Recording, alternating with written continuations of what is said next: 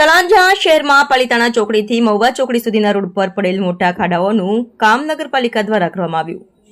ભાવનગર જિલ્લાના તળાજા શહેરમાં મહુવા ચોકડીથી પાલિતાણા ચોકડી સુધીના બિસ્માર રોડના કારણે વાહન ચાલકો ત્રાહીમામ ઉઠ્યા હતા અને આ પ્રકારના અવારનવાર અહેવાલ પણ અમારા દ્વારા પ્રસિદ્ધ કરવામાં આવ્યા હતા।